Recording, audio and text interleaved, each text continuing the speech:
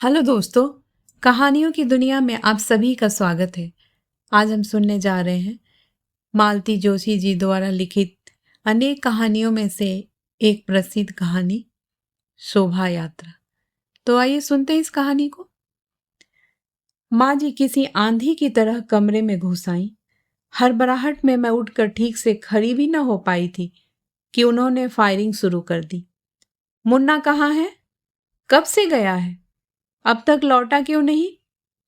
क्या रोज इतनी रात गए लौटता है? और फिर सबसे अंत में, तुम यहां बैठे बैठे क्या कर रही हो? क्या इसीलिए तुम्हें ब्याह कर लाए थे? पति आधी रात तक शहर की सड़कें नापता घूम रहा है और तुम मजे से लेटी उपन्यास पढ़ रही हो। जाहिर था इनमें से किसी भी बात का उत्तर मेरे पास नहीं था, इसलिए चुपचाप सिर झुकाकर सारी बमबारी झेलती रही।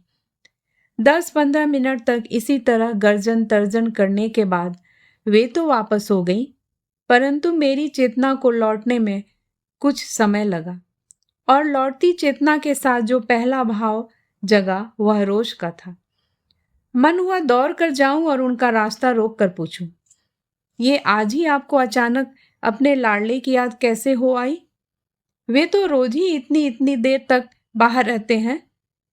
जब आप ही उनका पता ठिकाना नहीं जानती तो मेरी तो औकात ही क्या है?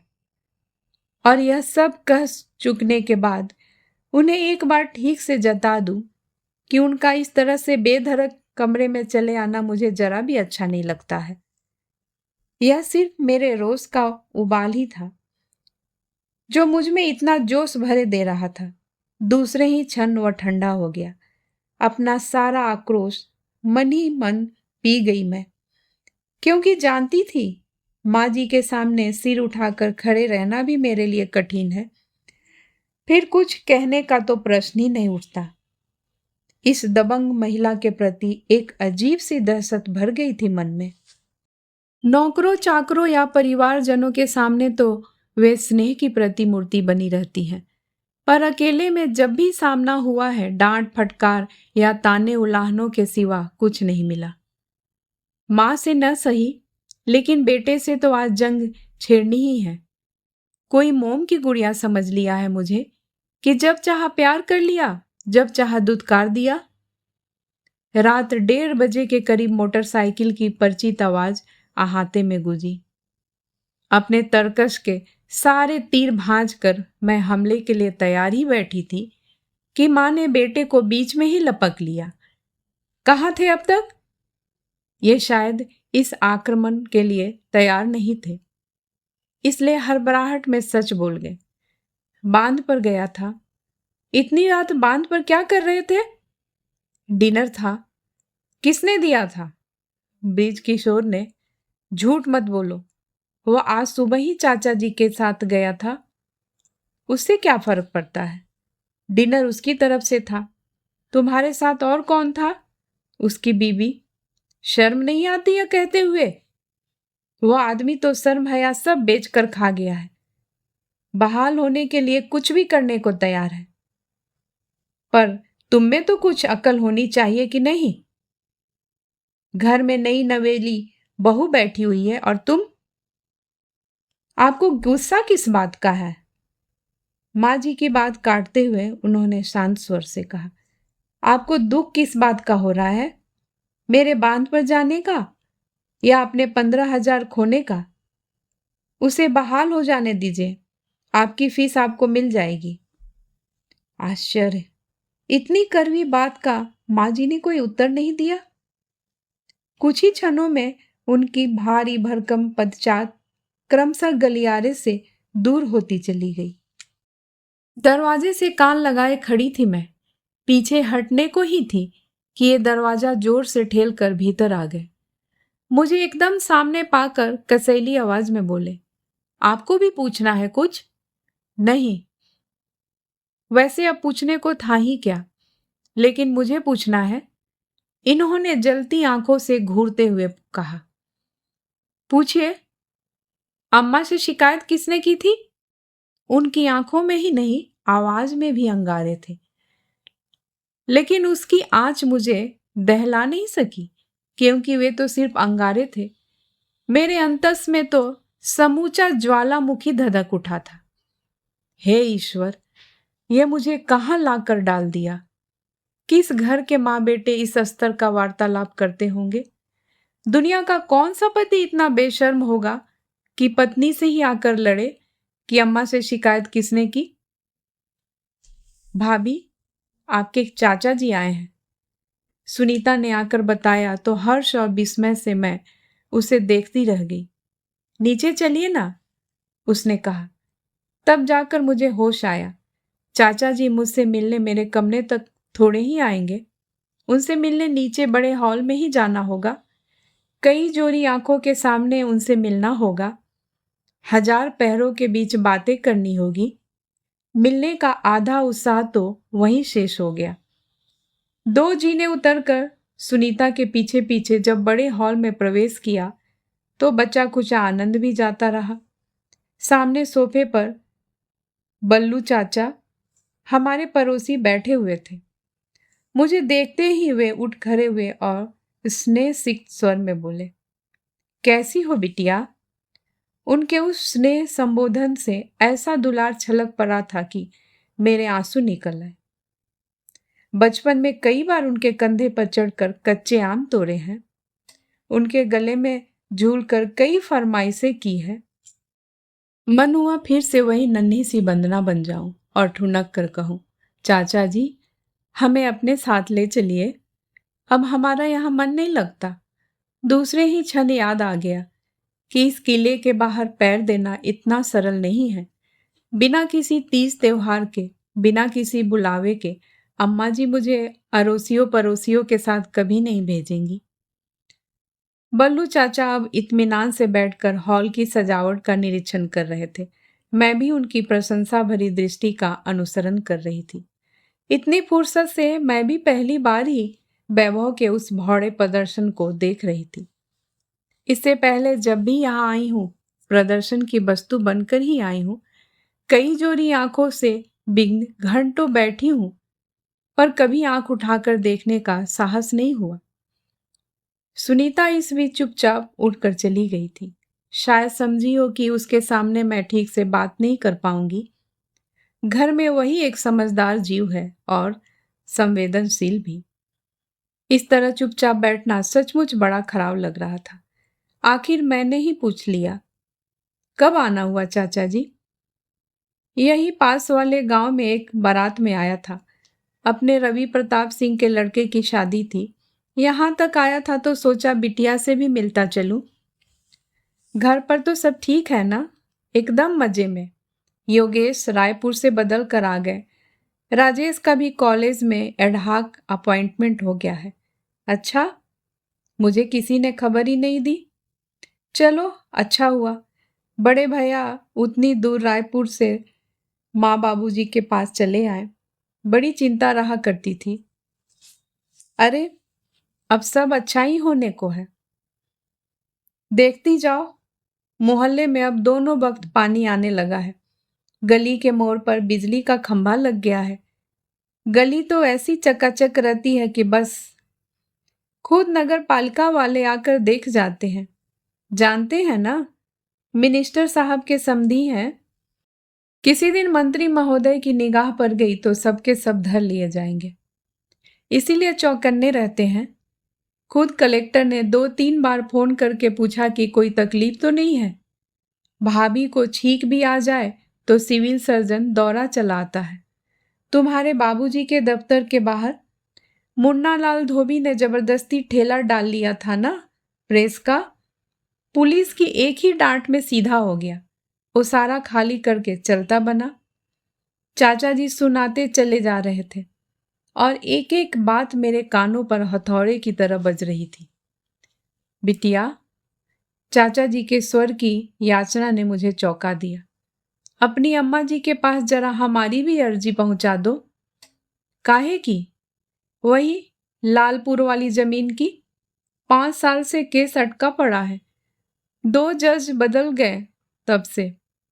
आप कल वल आते तो ठीक रहता चाचा जी। चाचा जी शायद सवेरे तक लौट आएंगे।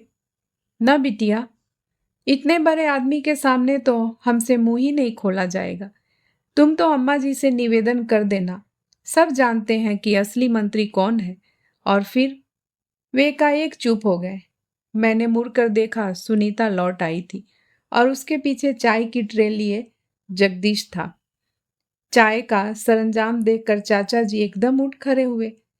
नाहक परेशान होती रही आप बिट्टो रानी, पर मुझे माफ करना होगा। भला बिटिया के घर चाय पी सकता हूं कभी? न बिटिया, इस पाप में मत ढकेलो मुझे। मैं तो राजी खुशी पूछने चला आया था।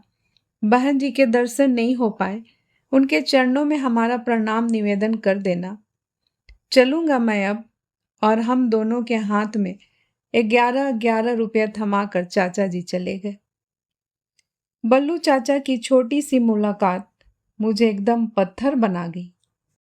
पिछले 4 दिन और 4 रातें मैंने बड़े ऊहापोह में बिताई थी। बार बार घर लौट जाने की योजनाएं बना रही थी, पर एक भी गले से नहीं उतर सकी थी। बल्लू चाचा ने तो सारे सोच विचार पर ही पूर्ण विराम लगा दिया था। बड़े भैया 5 साल से ट्रांसफर के लिए परेशान थे। पलक झपकते उनका काम हो गया। छोटे भैया एमएससी के रिजल्ट के बाद एक दिन खाली नहीं बैठे। बैठे बिठाए नौकरी मिल गई। गली में बिजली लग गई है। रोज सफाई होने लगी है। मिनिस्टर के समधी होने का इतना फल तुरंत मिलता है। लगता है संसार के सारे व्रतों से यही व्रत श्रेष्ठ है। तभी ना पूरा परिवार इस रिश्ते के लिए इतना उत्सुक था।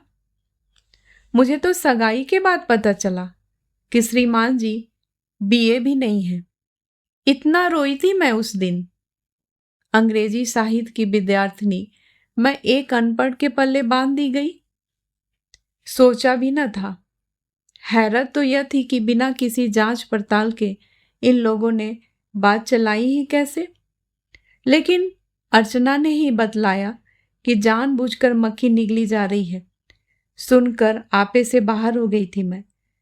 माँ को जाने कितना उल्टा सीधा सुना डाला था। माँ लेकिन जरा भी नाराज नहीं हुई, उल्टे प्रेम से समझाने लगी। बेटे, पढ़ाई में क्या रखा है? आजकल बीए एमए मारे मारे फिरते हैं।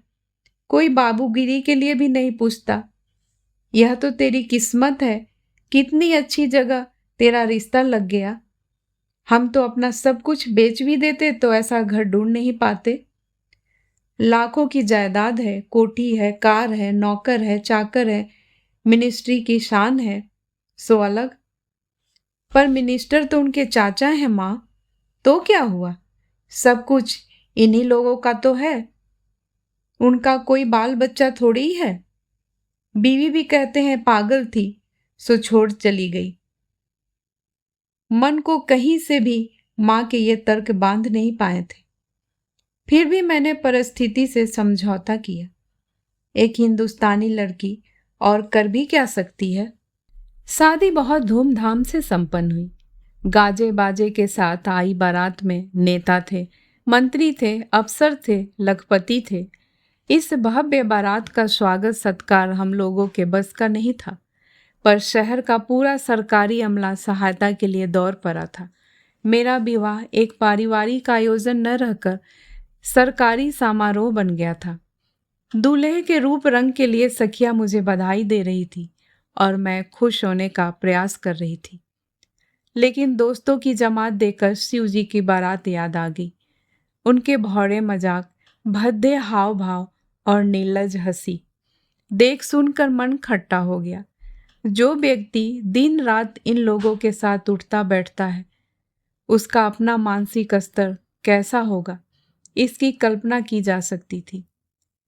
विद्या न सही, पर मनुष्य में संस्कार तो हो, और संस्कार शून्य व्यक्ति के साथ कोई भावुक मन कैसे जुड़ा रह सकता है। मेरा सोचा हुआ जरा भी गलत नहीं था। इसका पता पहली भेंट में ही चल गया। पत्नी संबंधी अपनी मान्यताओं को और पत्नी की सीमाओं को उन्होंने पहले ही दिन स्पष्ट कर दिया। वह एक कठोर सत्य था। फिर भी मुझे उसके कथ्य से इतनी शिकायत नहीं है, पर जिस भाषा से वह कहा गया था वह सम्भ्रांत परिवारों की भाषा में नहीं थी। विवाह के प्रति मन में कोई उत्साह नहीं रह गया था। फिर भी मेरे संस्कारी मन ने भाग्य के निर्णय को सिर माथे लिया था। बड़े यत्न से मन में एक मंदिर बनाया था, परंतु प्राण प्रतिष्ठा होने से पहले ही प्रतिमा खंडित हो गई। कई बार सोचती हूँ, कोई 10 मिनट बात भी कर ले तो इस आदमी की औकात समझ में आ जाती है। फिर बड़े भैया तो कई बार आकर मिल गए थे। बाबूजी भी एक बार आए थे। उस समय मंत्री जी के यहाँ संबंध करने की उतावली में वे लोग क्या अपना विवेक वहीं छोड़ आए थे? भान न रहा कि अपने स्वार्थ के लिए वे वंदना की संवेदनाओं का गला घोट रहे हैं। छोटी दीदी सुबह से परेशान थी। 2-4 बार ऊपर आकर अपने भैया के लिए पूछ गई थी। उनकी व्यग्रता देखकर बड़ा आश्चर्य हो रहा था, क्योंकि भाई बहन में जैसा प्यार था मैं जानती थी। फिर सुनीता ने बतलाया कि दरअसल दीदी भैया के लिए नहीं, उनके जीजा जी के लिए परेशान है। दोनों सुबह से ही निकल गए हैं। यह सुनकर तो और भी विस्मय हुआ। साले बहनोई के स्नेह संबंध सर्वविदित थे। दोनों भरसक एक दूसरे के सामने नहीं पड़ते थे। जब भी सामना होता झड़प होकर ही रहती। मुझे जीजा जी पर तरस भी आता और गुस्सा भी। क्यों यह व्यक्ति इतनी लांछन और अपमान सहकर ससुराल में पड़ा रहता है? सुना था वे LLB कर रहे हैं। मैंने कभी उन्हें कॉलेज जाते नहीं देखा। दिन रात उनके कमरे में ताश की बाजी जमी रहती, यार दोस्तों का हुजूम लगा रहता और दीदी दौड़ दौड़ कर सबके लिए चाय नाश्ता बनाती रहती। भाई बहन दोनों के मन में वैमनस्य की जो गांठ थी, उसके मूल में जीजाजी ही थे।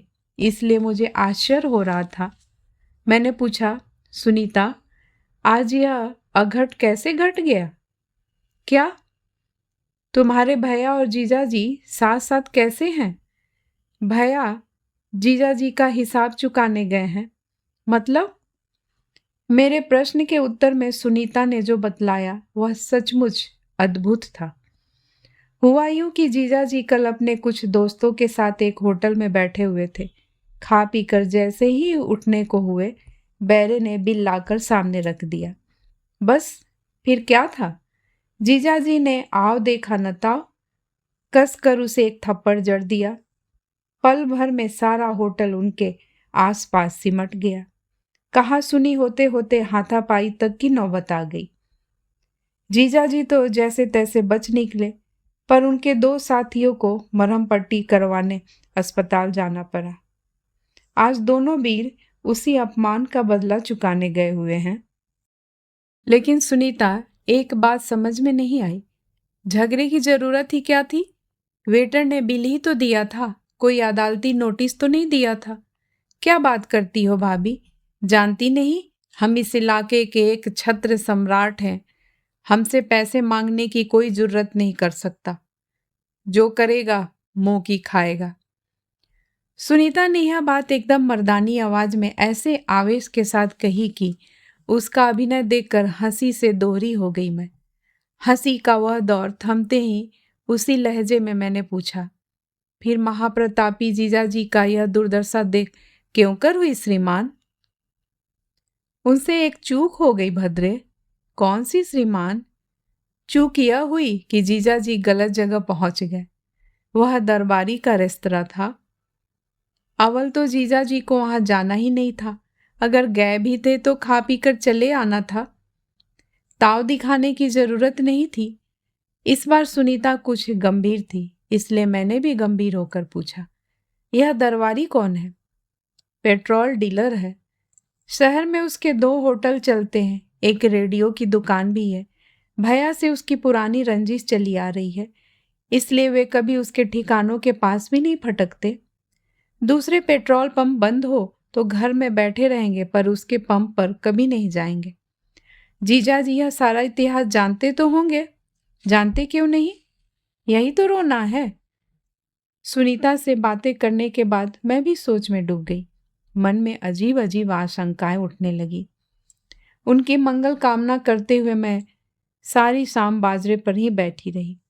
अपने इष्ट देव का जाप करते हुए। अक्सर दीदी पर आश्चर्य हो आता है और ईर्ष्या भी। अपने नितांत अकर्मण्य पति पर कितनी श्रद्धा रखती हैं वे। दिन भर आगे पीछे दौड़ती रहेंगी।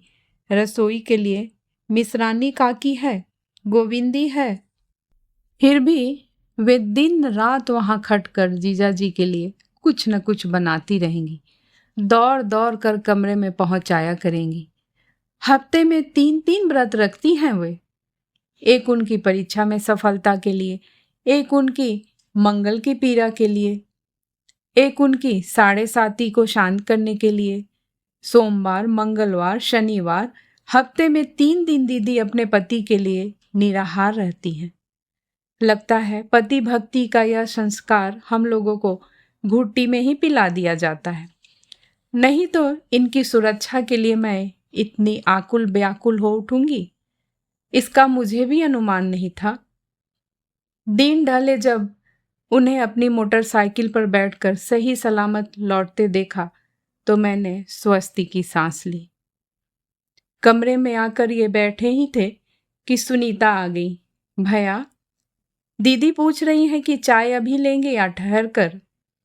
वे कुछ क्षण उसे घूरते रहे, फिर बोले, वे जो चाय के शौकीन नीचे बैठे हैं उन्हें ही जी भर कर पिला दो, हमारी फिक्र करने की जरूरत नहीं है। सुनीता अपना सा मुंह लेकर मुड़ी ही थी कि इन्होंने फिर आवाज दी, गुड्डी, जरा दीदी से कहना कि अपने बउआ को खूंटे में बांध कर रखे। लड़ने का दम है नहीं, सबसे उलझते फिरते हैं। और सुनीता के जाते ही ये मुझ पर बरस पड़े। क्या मेरे लिए चाय भी बनाकर नहीं ला सकती तुम? उनके उस कर्कश स्वर से पल भर पहले मन में उपजी सारी कोमल मधुर भावनाएं बिला गई। भारी मन से नीचे उतर कर आई तो देखा दीदी ने नाश्ते का शाही सरंजाम किया हुआ है। उनका उल्लास देखते बन रहा था। किसी होटल के कर्मचारियों से हाथापाई करके लौटे हुए पति का वे ऐसा स्वागत कर रही थी जैसे वे हल्दी घाटी का युद्ध जीत कर लौटे हो। रात के सन्नाटे में फोन की घंटी बजी। दिन भर के कार्यकलापों से थक कर ये गहरी नींद सो रहे थे। दिन भर के मानसिक विद्वेलन के कारण मेरी नींद कोसों भाग गई थी। इसलिए बाहर वाले छोटे कमरे में बैठकर कुछ पढ़ने का, कुछ बुनने का यत्न कर रही थी। इन्हें रोशनी से कष्ट न हो इसलिए मैंने बीच वाला दरवाजा भी ठेल दिया था। देश काल से बेखबर अपने विचारों में ऐसी खोई हुई थी मैं कि फोन की घंटी से बुरी तरह चौंक उठी। एक बार मन हुआ इन्हें जगा दूं। इतनी रात को फोन आया है तो इन्हीं के लिए होगा, पर हिम्मत नहीं पड़ी। एक तो शाम से ही मूड उखड़ा हुआ था। उस पर सोते समय एक पैक चढ़ाकर सोए थे। ऐसे में उनकी नींद में व्यवधान डालना मुसीबत बुलाना ही था। हेलो, मैंने रिसीवर उठाते हुए हौले से कहा। कौन? भाभी जी बोल रही हैं? नमस्कारम भाभी जी। मैं चुप। अरे भाभी जी, हमसे न बनिए, हम आपको पहचान गए हैं। इतनी महीन आवाज उस घर में किसी की नहीं है, सबके सब फटे हैं। काम क्या है बताइए? मैंने यथाशक्ति कठोर स्वर में कहा। आपके छैला बाबू क्या कर रहे हैं? सो रहे हैं? जग जाए तो हमारा एक संदेशा उन तक पहुंचा दीजिएगा। कहिएगा कि 2-4 गुंडे हमने भी पाल रखे हैं, एक ठो पिस्तौल भी हमारे पास है। तड़प कर मैंने रिसीवर नीचे रख दिया, पर उसके बाद भी वह धमकी भरा स्वर कानों में गूंजता रहा। एक बार फिर इन्हें जगाने का मन हुआ, पर जब्त कर गई।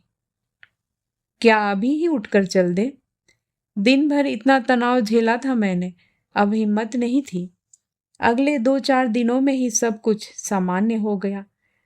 फोन की बात मेरे दिमाग से एकदम उतर गई थी कि एक दोपहर को फिर से वह घनघनाया। दिन में तो इनका घर पर रहने का सवाल ही नहीं उठता था। मुझे ही उठना पड़ा। हेलो, मैंने कहा। नमस्कारम भाभी जी। आराम में खलल डाल रहा हूँ। माफ करेंगी, पर मेरी अर्जी के बारे में पूछना था। साहब बहादुर तक पहुंची कि नहीं अभी तक? मैंने तिलमिलाकर फोन रख दिया, पर उसके बावजूद उसकी हंसी देर तक मेरे कानों से टकराती रही। फिर तो जैसे यह क्रम ही बन गया। हर 2-4 दिन बाद वह रिंग करता। ये अक्सर घर पर नहीं होते, या क्या पता जानबूझकर ऐसा समय चुना जाता हो। उसकी आवाज सुनते ही मैं फोन रख देती, पर सलामी के तौर पर कहा गया विशिष्ट अंदाज वाला नमस्कारम और उसका अनुसरण करती हुई फार्मूला फिल्मों की सी खलनायकी हंसी, इतना तो सुनना ही पड़ता। अजीब परेशानी में घिर गई थी मैं। फोन की घंटी सुनते ही मन कांप उठता था। 1-2 बार तो टाल भी गई थी मैं, पर दुर्भाग्य से वह इन्हीं का फोन निकला। कमरे से अपनी अनुपस्थिति की सफाई देते देते मुझे पसीना छूट गया। आखिर एक दिन जब मेरी सहन शक्ति ने जवाब दे दिया, तो मैंने इनसे सब कुछ कह डाला। गंभीर होकर ये कुछ देर तक सोचते रहे, फिर बोले, उसका भी इलाज हो जाएगा, डोंट वरी। उनके इस आश्वासन से मेरा डर घटा नहीं, बल्कि और भी बढ़ गया। जिस दिन भी ये देर रात तक बाहर रहते, मन में नाना शंकाएं उठने लगता इससे तो वह फोन वाला चक्कर ही ठीक था। कम से कम निरापद तो था। उस निर्जीव उपकरण की शिकायत करके मैंने क्या पाया? बेचारे की रवानगी नीचे वाले कमरे में हो गई। मेरा डर वैसा ही कायम रहा, बल्कि और बढ़ ही गया। ये रोज की तरह रात के 12 बजाकर लौटे थे। रोज की बात और थी, पर आज तो इनके पास कारण भी था। सुनीता की सहेली की शादी थी। सुनीता ही नहीं, सारा घर वहां आमंत्रित था।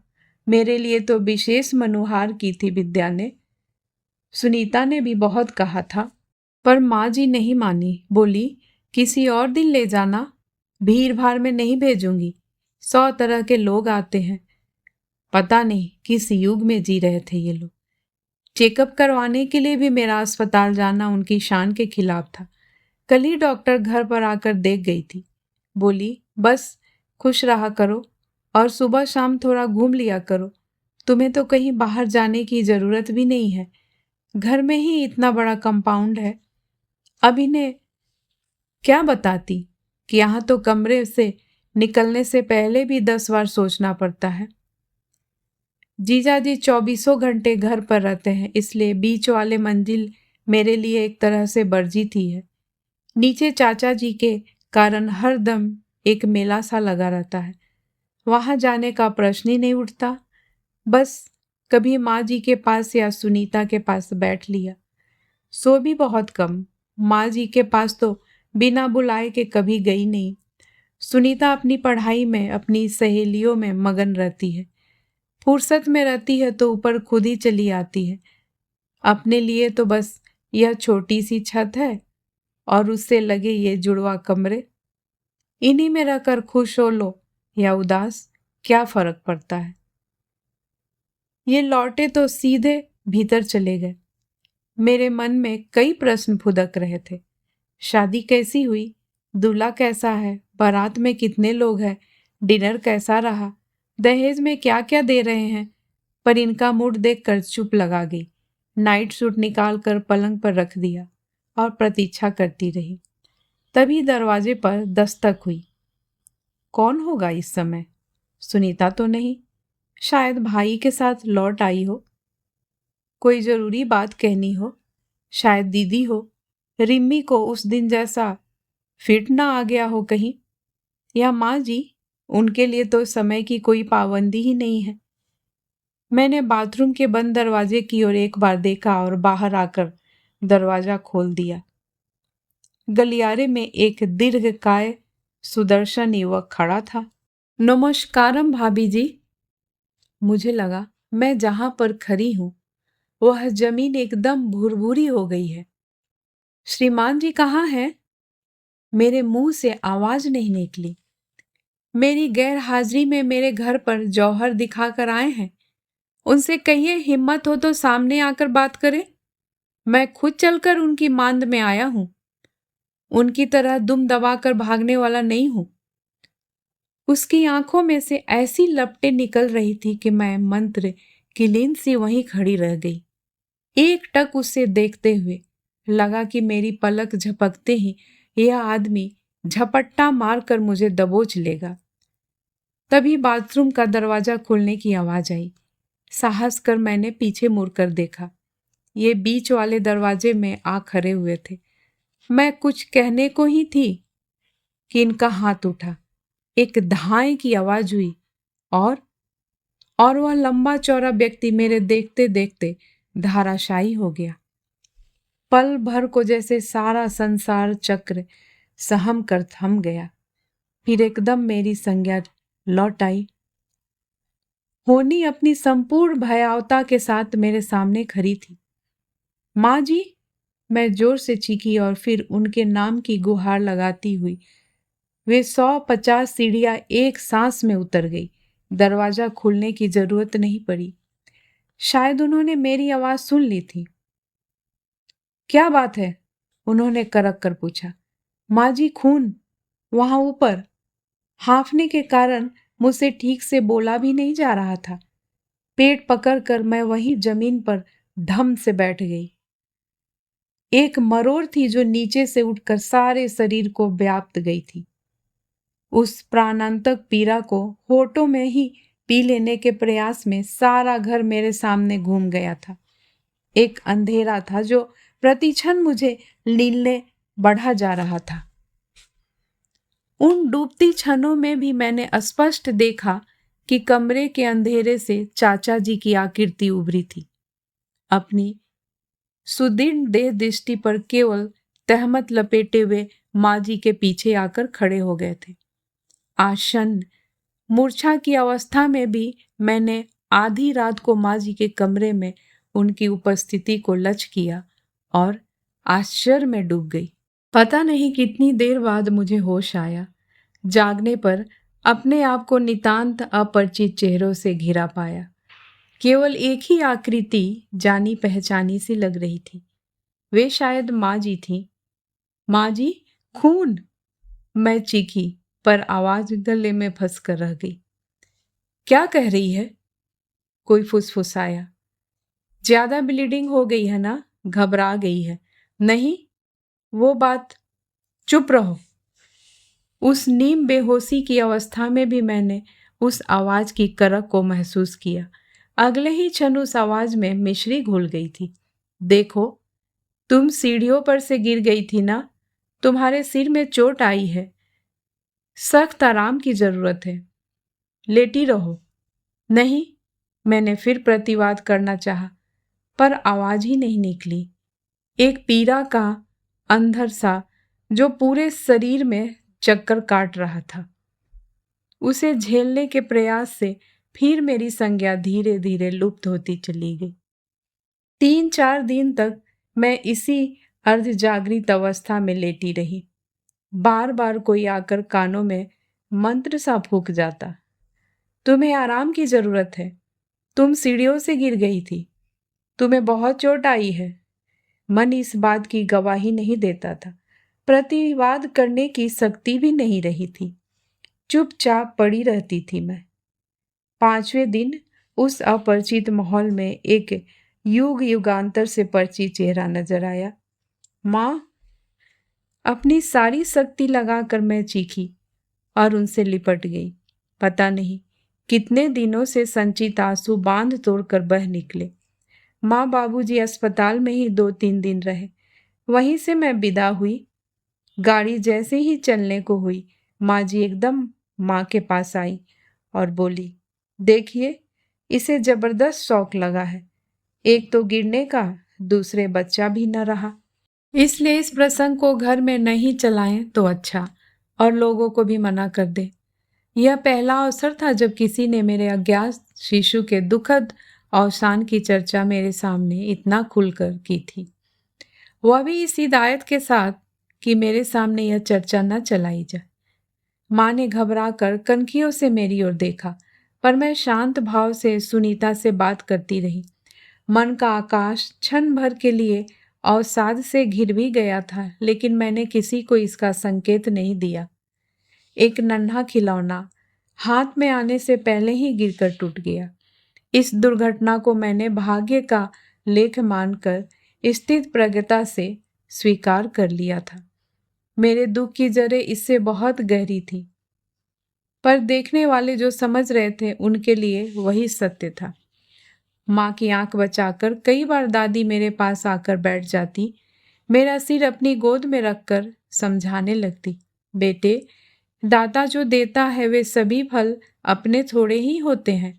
जो अपनी झोली में बच जाए बस उन्हीं पर अपना हक होता है। मुझे देख कच्चे पक्के कुल मिलाकर दादी बेचारी अपना लेखा जोखा पूरा भी नहीं कर पाती और माँ को भनक पड़ जाती। दौड़ी दौड़ी आती और कोई दूसरा प्रसंग छेड़कर दादी की कांपती मरियल आवाज को वहीं दबा देती। मुझे इतनी हंसी आती। दोनों अपनी ममता की मारी है बेचारी, अपने अपने ढंग से मेरा दुख हल्का करना चाहती हैं। और वे ही क्यों, पूरा घर मेरे इर्द गिर्द घूम रहा था। भाभियाँ बिछी जाती थी, एक एक शब्द झेलती थी। बहनें दिन भर तीमारदारी में लगी रहती। भाई लोग फल फूल और दवाइयों से कमरा भर देते।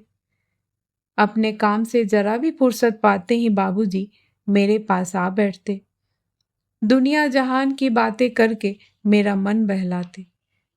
ठीक होने में मुझे पूरे 2 महीने लगे। फुर्सत में आदमी बहुत गहरे तक देख लेता है। मैंने भी लक्ष्य किया कि बल्लू चाचा गलत नहीं कहते थे। घर का नक्शा सचमुच बदल गया है। बाबूजी वैसे भी अच्छी हैसियत वाली व्यक्ति थे, पर मेरी शादी के बाद उनकी प्रतिष्ठा में आश्चर्यजनक वृद्धि हुई थी। बिस्तर पर पड़े पड़े मैंने एक बात और भी महसूस की। सारी सास संभाल और लाड़ दुलार के बावजूद सबके मन में मुझे लेकर एक बेचैनी सी व्याप्त है। 2 महीने मैं बिस्तर से लगी रही, पर मुझे देखने घर से कोई नहीं आया। सुनीता की ही 2-4 उखरी उखरी चिट्ठियां आई थी, पर जिनके पत्र की प्रतीक्षा थी वह नहीं आया। जब तक बीमार रही तब तक तो चलता रहा, पर ठीक होने के बाद समस्या सचमुच गंभीर हो गई। 2-2.5 महीने मुझे यहाँ रहते हो गए थे, पर घर से अब तक कोई बुलावा नहीं आया था। बिना बुलावे के लौटने की राह नहीं बन रही थी। जाने के लिए मैं बहुत उत्सुक नहीं थी, पर सबकी आंखों में झलकता संशय सोचने के लिए मजबूर कर देता था। फिर धीरे धीरे मैंने घर के रूटीन में अपने आप को ढालना शुरू किया। सुबह शाम भाभी के साथ चौके में थोड़ा काम करा देती। दोपहर में माँ के ब्लाउज में बटन टाक दिए। दादी को रामायण सुना दिया। शाम को बाबूजी को चाय नाश्ता करा दिया। रात प्रमोद विनोद को होमवर्क करवा दिया था। रोली को कहानी सुना दी। जैसे तैसे दिन बीत रहे थे। सुबह की चाय अपने पूरे ताम झाम के साथ चल रही थी। 24 घंटों में यही समय होता था जब घर के सब लोग एक साथ बैठ पाते थे, इसलिए लंबी चौड़ी डाइनिंग टेबल सुबह को ठसाठस भरी होती थी। बच्चों के लिए अलग से स्टूल लगा दिया जाता था। सबके साथ खा पीकर सब लोग प्रसन्न मन से अपने अपने काम पर निकल जाते। बाबूजी का तो कहना था कि सुबह सवेरे अपने बच्चों के साथ आधा घंटा हंस बोल लेता हूँ तो दिन भर मेरी बैटरी चार्ज रहती है। बाबूलाल अखबार ले आया और सब के सब उस पर झपट पड़े। रोजी या धमा चौकरी मस्ती थी। अंग्रेजी का अखबार तो सीधे बाबूजी के पास चला जाता था। हिंदी वाले अखबार को लेकर खूब खींचतान होती। उसके सारे पेज अलग करके बांट दिए जाते, फिर भी कहीं 2-2 सिर एक साथ घुसे हुए रहते। कहीं कोई आगे से पढ़ता और दूसरा पीछे से। पत्रिकाएं आती तो अल्पना और भाभी इन्हें सबसे पहले लपक लेती। माँ अक्सर डांट लगाती रहती, पर इससे कोई दम नहीं होता। उनकी सख्त से साफ जाहिर होता था कि उन्हें यह हरबौर बहुत प्यारी लग रही है। उनकी खुशहाल गृहस्थी का बिगुल था वह। एक हाथ में चाय का कप थामे सब लोग अपने अपने हिस्से का पेज पढ़ रहे थे कि बड़े भैया एकदम बोले, बाबूजी ये पढ़ा आपने? दरबारी लाल हत्याकांड का अभियुक्त राम सजीवन कांची अपने घर में मृत पाया गया। वह अभी कुछ दिन पहले ही जमानत पर छूटा था। क्या हुआ दीदी? भैया की बात पूरी भी ना हो पाई थी कि अर्चना चिल्लाई, कुछ नहीं रे, चाय छलक गई थी, अभी साफ करके आती हूँ, नहीं तो दाग नहीं छूटेगा, मैंने उठते हुए कहा और चाय से सनी साड़ी की पटलियां हाथ में थाम कर बाहर निकल गई। जाते जाते मैंने सुना माँ डांट रही थी, सुबह सवेरे कोई अच्छी खबर नहीं सुना सकते तुम लोग? वही मरने मारने की बातें, जब देखो तब मरे अखबार वाले को भी और कुछ नहीं मिलता। किस तरह साड़ी पर पानी डाला मैंने वहीं पिछले बरामदे की सीढ़ियों पर ही पसर कर बैठ गई। शरीर की सारी ताकत जैसे किसी ने एकदम सोख ली थी। उठकर कमरे तक जाने का भी हौसला न था। चाय तो दरबारी का नाम सुनते ही छलक गई थी। बड़े यत्न से विस्मित किया हुआ वह प्रसंग आंखों के सामने घूम गया था। वह दीर्घकाय आकृति, वह सुदर्शन चेहरा, खलनायकी हंसी, खास ढंग से कहा गया नमस्कारम, वह रौबीली आवाज और फिर कटे ब्रिज की तरह एकदम ढह जाना। क्षण भर में यह सब किसी चलचित्र की तरह मेरी आंखों के सामने घूम गया था। लेकिन उसके बाद क्या कहा था भैया ने? किसका नाम लिया था? राम सजीवन यानी कक्का। लेकिन उस दिन तो बेचारे घर पर भी नहीं थे, दीदी लोगों के साथ शादी वाले घर में गए हुए थे। जीजा जी उस दिन कानपुर एक दोस्त की शादी में गए थे। इन्होंने साफ कह दिया था कि वे शादी में तो जाएंगे लेकिन किसी को लाने ले जाने की जिम्मेदारी नहीं लेंगे, इसलिए फिर कक्का को साथ जाना पड़ा। वैसे चाचा जी वहीं थे उस समय, इसलिए गाड़ी भी थी, पर लड़कियों के मामले में माँ जी किसी पर भरोसा नहीं करती थी। सिर्फ कक्का ही उनके विश्वस्त थे। बेचारे 20 साल से ड्यूटी पर थे। अक्सर अपनी खिड़की से मैं देखती रहती, सफ़ेद झक धोती, सफ़ेद कुर्ता, कलफ लगा साफा, कमर में लाल कमरबंद जिसके पीतल के बटन दूर से झिलमिलाते, कंधे पर झूलती रहती एक बंदूक। नुकीली मूछों के साथ कक्का किसी राजपूत सामंत से कम नहीं लगते। यह बैठी क्या कर रही है? माँ घबराई सी मेरे पास आकर खड़ी हो गई। कुछ नहीं माँ, साड़ी सुखा रही थी। अरे वाह, क्या यही एक साड़ी रह गई है पहनने को? गीले कपड़े पहनकर बीमार पड़ना है क्या? चल उठ। सच बताऊं माँ, कक्का की खबर सुनकर मन कैसा तो हो गया है। सो तो होगा ही रे। माँ खुद ही मेरे पास बैठ गई, बोली, इतने इतने दिन हो जाते हैं तो नौकर नौकर थोड़े ही रहते हैं, घर के आदमी हो जाते हैं।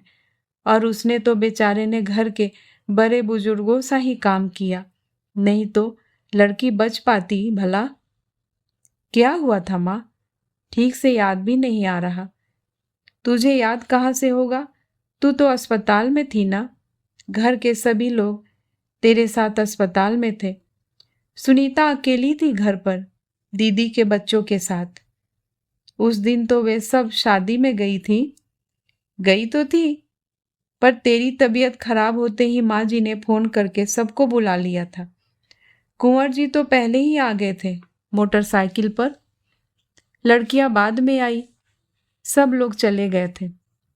सुनीता अकेली कमरे में थी। यह भला आदमी पता नहीं कहाँ से टपक पड़ा। उस दिन कुंवर जी उसके भाई के साथ मारपीट कर आए थे, इसलिए बदला लेने आया था। भाई तो मिला नहीं, बहन हाथ आ गई। उसकी चीख सुनकर राम सजीवन दौड़ करना आया होता तो अनर्थ हो गया होता। जानती है, तेरी सास ने फौरन 1000 रुपये निकाल कर उसे दिए थे। बोली, पुलिस के नजरों में वह हत्यारा हो सकता है, हमारे लिए देवता है। उसने घर की इज्जत बचाई है। घर की इज्जत तो सचमुच बचा ली थी कक्का ने, पर कैसे, यह बात माँ कभी न जान पाएगी। और ऐसा त्यागी वीर पुरुष अपने घर में मृत पाया गया। क्यों? अखबार ने लिखा है, मृत्यु के कारणों का पता नहीं चल सका। इससे एक बात तो स्पष्ट हो जाती है कि मृत्यु स्वाभाविक नहीं थी। क्यों? दिन भर मेरा मन इसी उधेड़ बुन में खोया रहा। शाम को बाबूजी का समय होते ही मैं किचन में चली गई। मैं किसी को भी यह आभास नहीं होने देना चाहती थी कि मैं परेशान हूँ या अन्य मनस्क हूँ। बंधु बेटे, देख तेरे लिए आज क्या लाया हूँ। मुझे देखते ही बाबूजी ने कहा। क्या लाए हैं? मैंने भरसक हुलसते हुए पूछा। Freedom and midnight. बहुत दिनों से कह रही थी ना। आज बार रूम में एक के पास देखी तो उठा लाया। किताब को हाथ में लेकर उलट पुलट कर देखती रही। कब से उत्सुक थी इसके लिए। इस छोटे से कस्बे के वार रूम में बाबूजी वह दुर्लभ पुस्तक मेरे लिए खोज लाए थे, पर मन में कोई उत्साह ही शेष नहीं रह गया था। बाबूजी के इस कमरे में पुस्तक ही पुस्तक थी, चमकीली जिल्दों वाली, करीने से लगी हुई। जमीन से लेकर छत तक किताबें ही किताबें। उनकी मेज पर भी एक साथ 15-20 किताबें गिनी जा सकती थी। मुझे लगा जैसे बाबूजी ने मुझे बहलाने के लिए किताबों के इस समुंदर से एक उठाकर मुझे पकड़ा दी हो।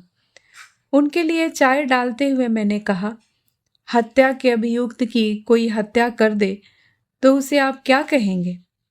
मैं उसे बदले की कार्रवाई कहूंगा। मैं तो इसे गिरा पागलपन कहूंगी। वह बेचारा तो खुद ही कटघरे में खड़ा है, अपनी सजा की प्रतीक्षा कर रहा है। फांसी, उम्र कैद, जो भी हो, कोई जरूरी थोड़े ही है। छूट भी तो सकता है। कैसे? बेटे, अदालत में तो जो साबित हो जाता है वही जुर्म है, नहीं तो सिर्फ घटना है। चाहे दुर्घटना कह लो। कोई और कारण बतला सकते हैं। किसका? वही हत्या का। शायद किसी को उसके मुंह खोलने का डर हो। शायद उसका सच बोलना इतना निरापद न हो। बाबूजी। हाँ बेटे, आपने हम लोगों को हमेशा सच बोलने की शिक्षा दी है, ठीक है ना? वह तो बचपन की बात थी। आज अगर पूछोगी तो कहूंगा कि सच वही है जो सिद्ध हो सकता है। अगर सिद्ध करने की सामर्थ्य नहीं है तो झूठ को सह देनी पड़ेगी। अगर झूठ बोलने का साहस भी नहीं है तो चुप तो रहा ही जा सकता है। ये आप एक वकील की हैसियत से कह रहे हैं? नहीं, एक बाप की हैसियत से। मैंने चौंक कर बाबूजी को देखा। वे मेज पर झुके हुए थे और सामने रखे कागज पर बेमतलब लकीरें खींच रहे थे। बाबूजी, मैंने कांपती आवाज में पूछा। आप कितना जानते हैं बाबूजी? मैं कुछ नहीं जानता बेटे, लेकिन समझता बहुत कुछ हूँ। वंदना, पिछले 35 वर्षों से वकालत कर रहा हूँ। बहुत अच्छी तरह जानता हूँ कि झूठ को सच कैसे किया जाता है, गवाह कैसे तोड़े जाते हैं, प्रमाण नष्ट कैसे किए जाते हैं, पोस्टमार्टम रिपोर्ट कैसे लिखवाई जाती है, अदालतों से न्याय कैसे खरीदा जाता है, इस नाटक में रुपए का रोल कितना है, राजनीति का कितना, सब समझता हूँ। इसलिए कहता हूँ चुप रहना ही श्रेष्ठकर है। लेकिन मैं इतना बड़ा झूठ कैसे बर्दाश्त कर पाऊंगी बाबूजी? तुम्हें इससे भी बड़ा झूठ बर्दाश्त करना है बेटे। बाबूजी कुछ देर तक मेरी ओर देखते रहे, फिर धीरे से बोले, उस बार तुम्हें लेने गया था तो शहर से इस हत्याकांड की चर्चा गर्म थी। मैंने मनोज से कहा कि सुनीता का नाम इस तरह बीच में नहीं आता तो ठीक रहता, बेकार की बदनामी होगी। तो जानती हो क्या जवाब मिला? जवाब मिला कि बदनामी तो होनी ही थी, चाहे बीबी की होती या बहन की। क्या? मैं विस्फारित नेत्रों से बाबूजी को देखती रह गई। बाबूजी शांत स्वर में बोले, मनोज ने बतलाया कि तुम्हारे पास रोज दरबारी का फोन आता था। उस रात भी वो तुमसे मिलने तुम्हारे कमरे तक गया था। Oh no! सिर से पांव तक सिहर उठी। मैं सुलग उठी। मन हुआ दोनों हाथों में अपना चेहरा छुपाकर भाग जाऊं यहां से। इस घिनौनी बात को सुनने के बाद उनके सामने एक पल भी बैठना कठिन था। जानता हूं बेटे कि यह झूठ है, इसने सिक्त स्वर से वे बोले। इससे बड़ा झूठ दुनिया में कोई हो ही नहीं सकता। शायद तुम्हारा मुंह बंद रखने के लिए ही उन्होंने यह बहाना गढ़ा हो। शायद तुम्हारा सत्य बोलना उनके लिए निरापद न हो। बहुत दिनों से एक बात पूछना चाहता था बेटे, उस दिन तुम अपने आप गिरी थी या किसी ने तुम्हें ऊपर से धक्का दे दिया था? बाबूजी द्वारा व्यक्त उस संभावना में उतनी सर्दी में भी मुझे पसीना छूट गया। मैंने उनकी आंखों में सीधे देखते हुए कहा, मैं अपनी बात साबित नहीं कर सकती बाबूजी, पर आपको विश्वास करना होगा। उस दिन मैं गिरी नहीं थी, सीढ़ियों से या और कहीं से भी। कहानी सुनने के लिए बहुत बहुत धन्यवाद। शेष कहानी अगले भाग में। तब तक के लिए नमस्कार।